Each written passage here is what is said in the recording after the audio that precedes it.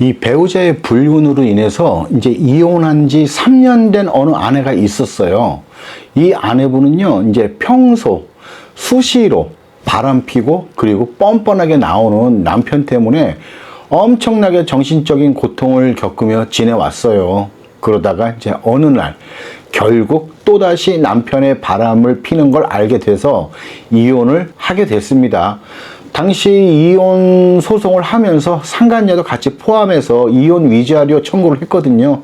그리고 그 결과로 뭐 당연히 이혼이 성립이 됐습니다. 그렇게 이혼을 하고 이제 3년 정도가 지났습니다. 이 아내분이 뭐 인물이 못난 것도 아니고 그리고 이 성격도 참 좋으신 분이라서 또 이제 친한 친구가 너무 적막하게 살지 말아라 하면서 이제 어느 이제 혼자 계신 이제 남자분을 이제 소개를 시켜 주었다고 해요. 그런데 그 남자분도 나름대로 좀 상처를 안고 계셨던 분이신지라 이제 사람 귀한지를 알고 이 아내분한테 굉장히 잘해 주었다고 해요. 그래서 이렇게 한 수개월 지나서 두 분이 이제 정말 연인 사이가 되었다고 했습니다. 이 아내분은요, 이제 그 남자와 이제 같이 연인 관계를 유지하면서 지내면서 정말 여자로서 받아보지 못한 대우를 받아서 많이 감격도 하면서 또 순간 이런 게 뭐라고 나는 한평생 이런 대우도 받아보지 못했나라는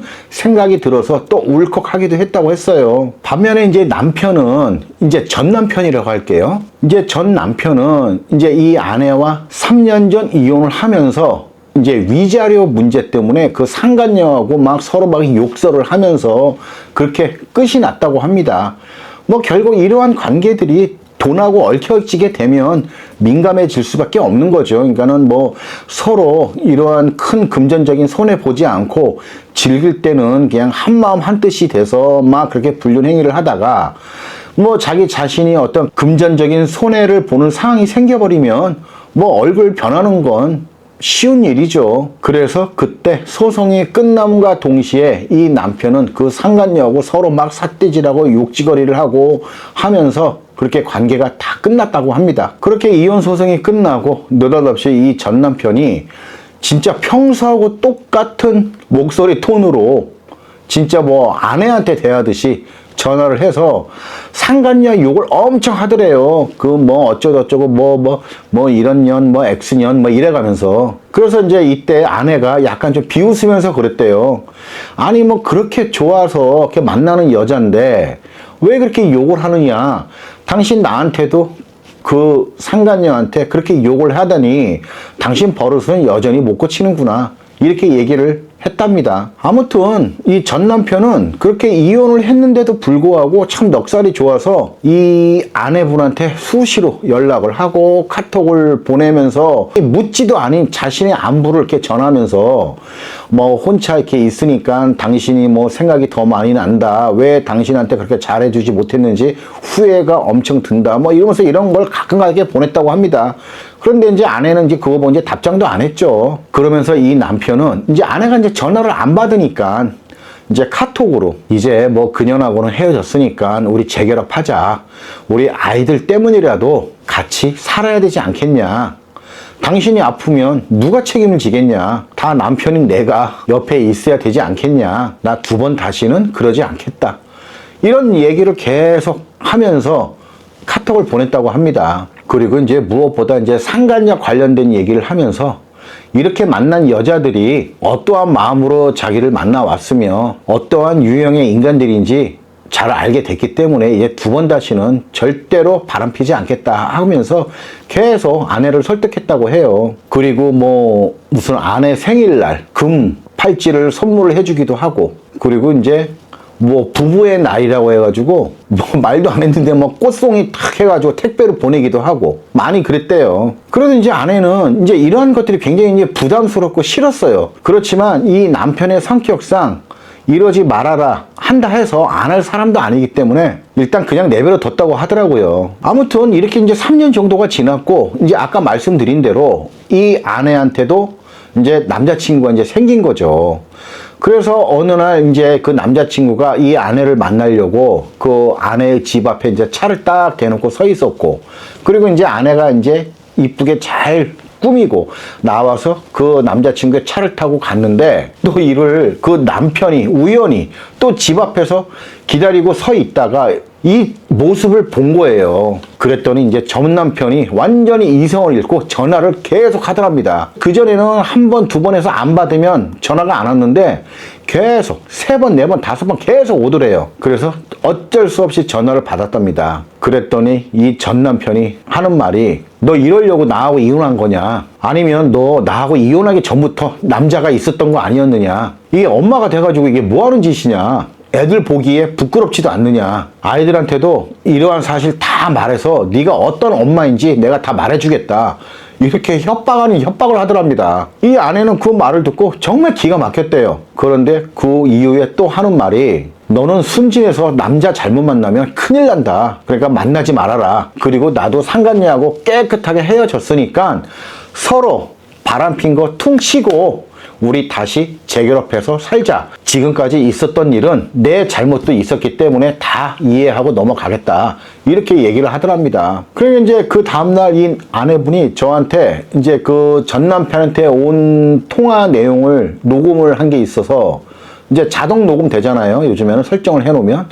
이제 그거를 저한테 보내주셨어요. 한번 들어보시라고. 근데 제가 그거를 들어보고 엄청 웃었어요. 그러면서, 아, 이 사람이 지금의 이런 상황을 알고 이렇게 얘기를 하는 건가? 아니면 정말 몰라서 이렇게 얘기를 하는 건가? 라는 그런 좀 의구심이 들더라고요. 저도 그 남편이 너무나 당당하게 얘기를 해가지고 저까지도 혼동이 될 정도였어요. 그래서 제가 이제 그 아내분한테 웃으면서 물어봤어요. 그때 이혼했던 거 맞죠? 라고. 그리고 혹시 그 사이에 다시 혼인신고한 건 아니죠? 라고 물어봤어요. 웃으면서. 뻔히 알면서도 저도. 그러니까 그 정도로 이렇게 당당하게 얘기를 하더라고요. 이 전 남편이. 이 아내분의 사례하고도 또 비슷한 경우도 있었어요. 이제 어느 아내가 있었는데요. 이제 상간남이 생겨서 그렇게 불륜에 미쳐서 집도 비우고 계속 이렇게 돌아다녔답니다. 이 남편은 매일마다 그 아내 때문에 얼마나 속이 상했겠어요. 그리고 그 아내를 설득을 하고 잡아도 봤는데 이게 한번 그 불륜의 맛에 빠져버리니까 정말 정신을 못 차렸어요. 그러면서 이제 계속 이제 남편에 대한 불만을 이제 더 많이 갖게 된 거죠. 아닌 게 아니라 자기는 나가서 그런 불륜짓 하면서 연애 감정 느끼면서 돌아다니고 싶은데 이 남편이 방해가 되니까 남편이 얼마나 싫겠어요. 그래서 결국 이 아내가 애들이 뭐고 그냥 집을 나가버렸습니다. 그래서 몇 개월 참다가 이 남편이 결국은 이혼을 하게 된 거죠. 그리고 그때 이 아내는요, 양육권도 다 포기했습니다. 그렇게 어쨌든 이들은 이혼을 했는데, 이혼하고 한 5개월 정도 지나서 이 아내가 남편이 이제 집에 없는 낮 시간에 이렇게 집에 왔다 갔다 하더랍니다. 이제 아이들 핑계를 대면서.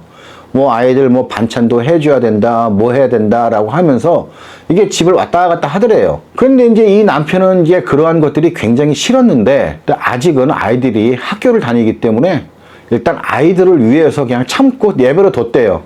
그냥 부딪히지만 않으면 되지라는 이런 마음으로. 그러던 어느 날 이 아내가 집에를 안 가고 남편이 퇴근하고 집에 들어올 때까지 기다리고 있더랍니다. 그래서 이제 이 남편이 좀 놀랬죠. 그러면서 그 아내한테, 이제 전처라고 할게요, 전처. 그 전처한테, 아니, 왜 안 가고 아직까지 있느냐? 빨리 가라. 라고 이제 했대요. 그랬더니 그 전처가 잠깐 얘기 좀 하자라고 하더랍니다. 그래서 일단은 이제 얘기를 이제 들어보기로 하고, 말해봐라. 라고 했더니 그 전처가 하는 말이, 언제까지 이렇게 살 거냐? 나 이제 그놈하고 완전히 헤어졌다. 내가 정말 그때는 미쳤었던 것 같다. 내가 정말 미안하다. 2번 다시는 안 그럴 테니까 우리 아이들 때문이라도 우리 다시 재결합하자. 당신도 나를 그래도 아내라고 생각을 하니까 내가 이렇게 드나들어도 아무 말 안 하고 있었던 거 아니냐. 나 이제 다시는 안 그러겠다.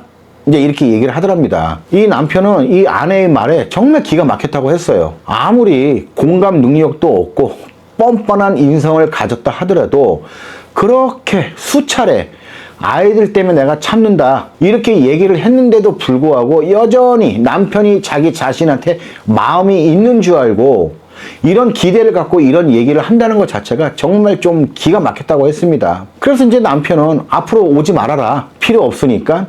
그리고 네가 그렇게 바람피고 돌아다녔을 때 우리 애들 아니었으면 난 지금 이 세상 사람이 아니었는지도 모른다. 아이들 때문에 참았다. 그리고 지금도 네가 이렇게 드나들어도 아이들 때문에 참았던 것이지 너한테 마음이 있어서 참았던 게 아니다. 이제 오지 말아라 하고 이제 거의 아내를 그냥 내쫓다시피 해가지고 그냥 내보냈대요. 그리고 나서 이제 며칠 동안 잠잠하다가 또 한 1, 2주 지나니까 또 드나들더랍니다. 어쨌든 이렇게 많은 날들이 지났는데 이 남편 또한 뭐 사람이 참 괜찮고 뭐 점잖고 매너도 좋았던 남편이었어요. 그래서 그런지 몰라도 또 이제 주위에 이제 지인의 소개로 어느 이제 여자를 이렇게 만나게 됐답니다. 이제 그 여자분도 이제 혼자 이제 있으신 분인데 그분은 아이가 없는 상태에서 이혼을 하셨다고 하더라고요. 그런데 뭐 이 남편분이 꼭 뭐 재혼을 목적으로 뭐 그 여자분과 이렇게 교제를 한 게 아니고 왜 사람이라는 게 그렇잖아요. 또 외롭고 쓸쓸할 때 이러한 어떤 절친한 이성 친구가 있으면 또 사랑하는 데 있어서 많은 위안도 되고 좋잖아요.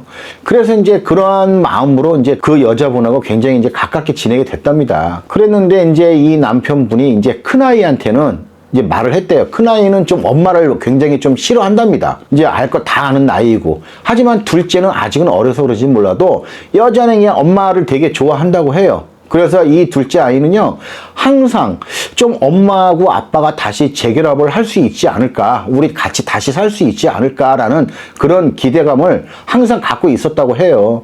근데 남편도 이제 그걸 알지만, 그래도 더는 이제 이러한 아내와 살고 싶지는 않기 때문에 이제 그런 생각 일치 안 했고, 그래서 이제 여자친구도 사귀게 된 거거든요. 그래서 이제 그 사실을 이제 큰 아이한테만 얘기했죠.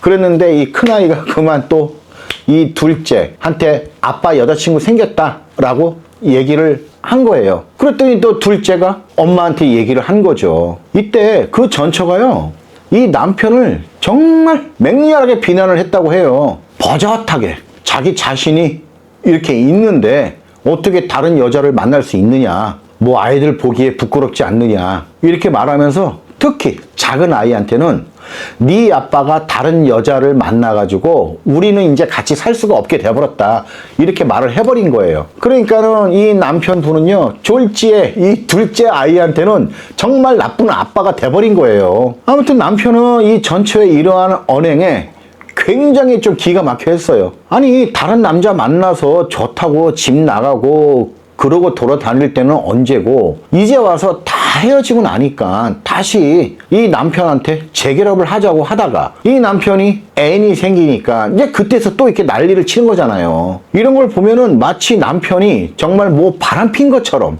이런 상황을 만들어 버리는 거예요, 이 아내가. 그러면서 그 여자 연락처 알려달라, 내가 말해서 설득을 하겠다, 뭐 이렇게까지 얘기를 하더랍니다. 그때 그냥 그 남편분이 그랬어요. 이러한 모습을 보니까 이 전처가 뻔뻔한 것도 뻔뻔한 거지만 좀 사람이 좀 모자라 보였대요.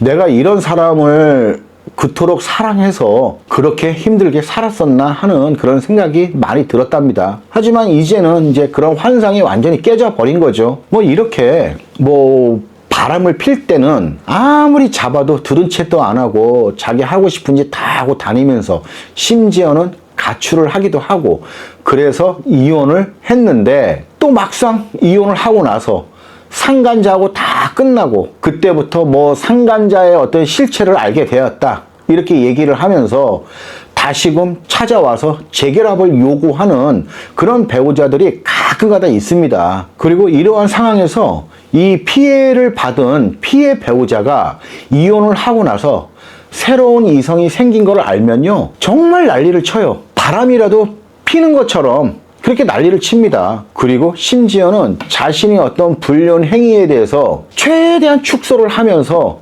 마치 자기가 트집이 잡혀서 이혼을 당한 것처럼 또 억울하게 얘기하는 불륜 배우자들도 있어요. 그러면서 이러한 분들이 한결같이 하는 말이, 너 이러려고 이혼한 것이냐, 이렇게 얘기를 합니다. 그런데 이들은 도대체 왜 이러는 걸까요? 뭐 왜 그러겠어요? 막상 이혼하고 보니까 상간자 저것도 별것도 아니고, 이를 이혼하고 나서야 그 상간자라는 존재의 가벼움을 이제 알게 됐기 때문이겠죠. 그리고 여전히 이혼을 하고 나서도 자신의 그 이혼 전, 뭐 남편의 자리, 아내의 자리, 그 그 자리가 여전히 자기 자신의 자리인 것처럼 생각을 하고 있는 경우가 있기 때문이에요. 그런데 자신의 피해 배우자가 애인이 생겼다고 하니까 이젠 자기가 돌아가야 될 자리가 완전히 없어져 버린다고 생각을 하니까 그거 얼마나 불안하겠어요. 자기가 그렇게 돌아다녔던 건 다 잊어버리고. 그러니까 이게 그런 것 같아요. 그러니까 자기 자신이 불륜 행위를 함으로 해서 그 배우자의 소중한 자리를 자기가 버린 게 아니고 내 피해 배우자가 좋아하는 사람이 생김으로 해가지고 자기 자리가 없어졌다고 생각을 하고 있는 것 같아요. 이러한 분들을 보면은 뭐 이론적으로는 뭐 말도 안 되는 상황이지만 심리적으로는 충분히 가능할 것 같습니다. 아니 뭐 그렇게 불륜이 좋아서 이혼을 했으면 가서 잘 살면 되지. 왜 가서 잘 살지도 못하고 여전히 이 피해 배우자 주변을 맴돌면서 이렇게 시간을 보내고 있냐고요. 그리고 헛된 희망 고문을 스스로 하면서 살고 있냐고요. 가서 잘 살면 되지. 그리고 이 불륜 배우자들 중에서는요, 이렇게 계속 주변을 맴돌지는 않더라도 항상 이 피해 배우자를 유심히 이렇게 지켜보는 그런 사람들도 많습니다. 대부분 이는 이제 아이들 통해서 많이 물어보기도 하고, 그리고 이제 면접 교섭 왔다 갔다 하면서 자기 피해 배우자를 유심히 이렇게 바라보는 경우도 있어요. 그러면서 은연중에 다시금 재결합을 꿈꾸면서 아주 잘하는 경우 많습니다. 뭐 예를 들어서 뭐 양육비 한 번도 밀리지 않고 꼬박꼬박 주고, 그리고 어떤 뭐 기념일도 막 챙기고, 부부의 날이라고 꽃다발도 엄청 크게 해가지고 이게 집으로 택배를 보낸 어느 분도 있었어요. 그런데 이분들이 딱 자기 피해 배우자가 좋아하는 사람, 쉽게 말해서 애인이 생긴 걸 알잖아요. 그때부터 또 돌변해버려요. 애를 먹이려고 뭐 양육비를 일부러 안 보낸다든지, 아니면은 찔끔찔끔 몇 번에서 나눠서 보낸다든지, 아니면 늦게 보낸다든지, 그리고 이 트집 저 트집 잡으면서 계속 괴롭히려고 하는 경우가 생겨납니다. 그러면서 애인이 생긴 것을 가지고 아까 말씀드린 것처럼 계속 맹렬히 비난을 해요.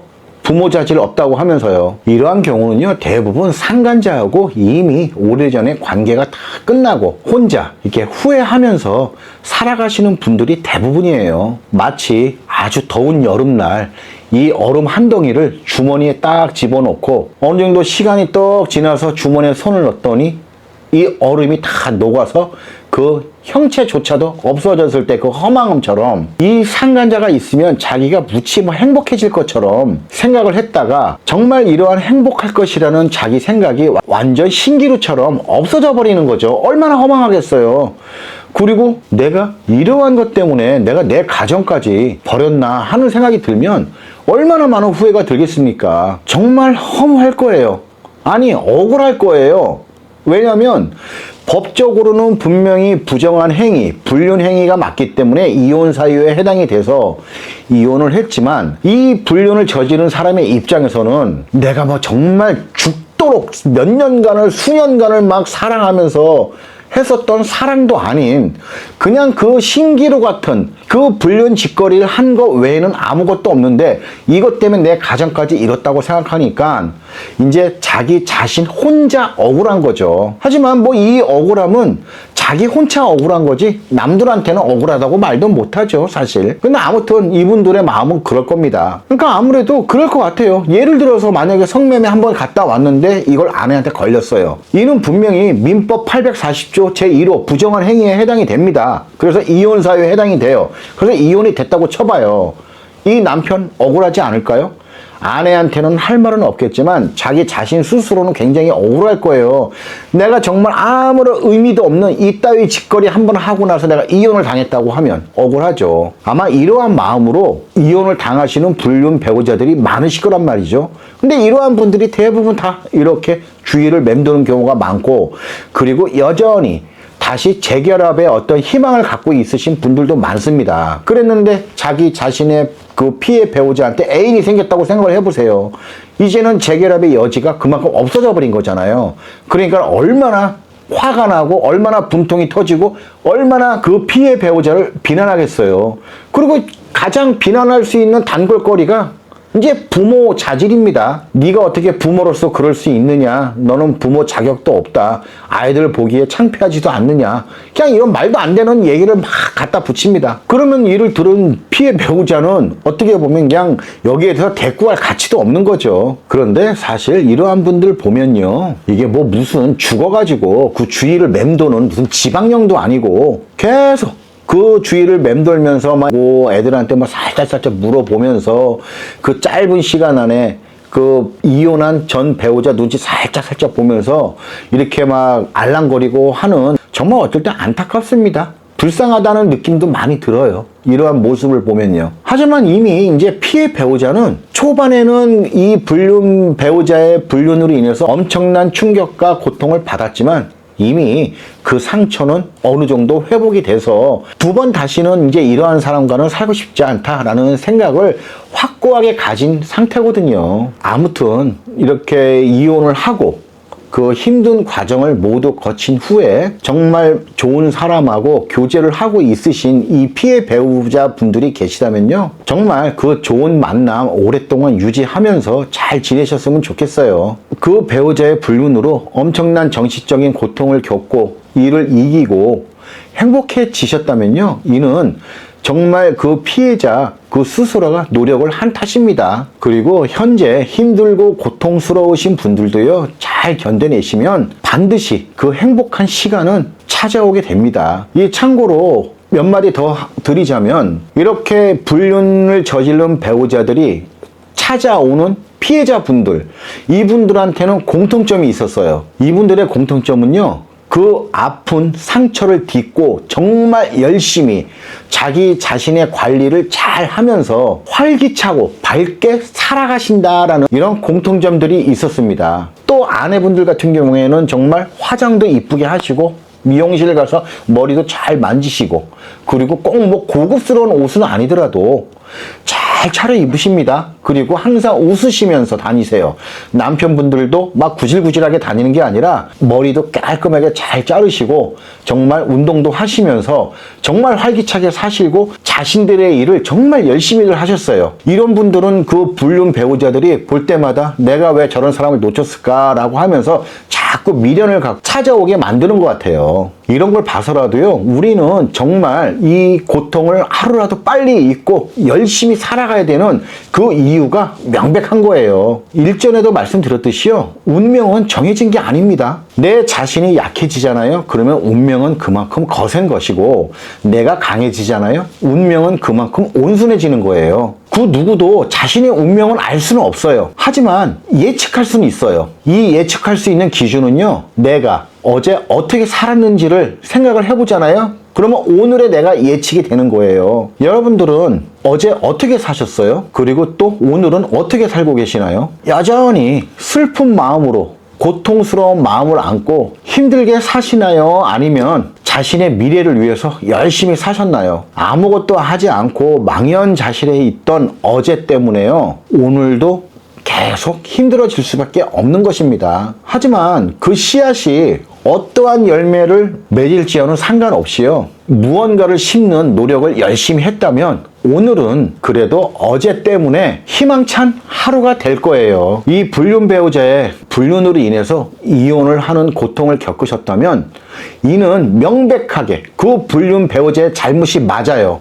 그는 당연히 그 불륜 배우자를 비난하고 탓해야 됩니다. 하지만 그 일이 있은 후 한참이 지나서까지도 자신이 여전히 망연자실하며 슬프게 힘없게 포기하듯이 살아왔다면요, 이는 불륜 배우자의 잘못이 아니고요, 그 당사자 자신의 잘못이에요. 아니, 언제까지 불륜 배우자 탓만 하면서 살 건데요. 그래서 이러한 사실을 알면서도 노력하지 않은 것은 불륜 배우자 탓이 아니고 자기 자신의 탓입니다. 지금부터 잘못되는 것은요. 그러니까 정말 용기 내시고요, 현명하게 잘 판단해서 행동하세요. 자신을 아프게 한 불륜 배우자한테 이 후회라는 형벌을 내리는 건 두 번째고요.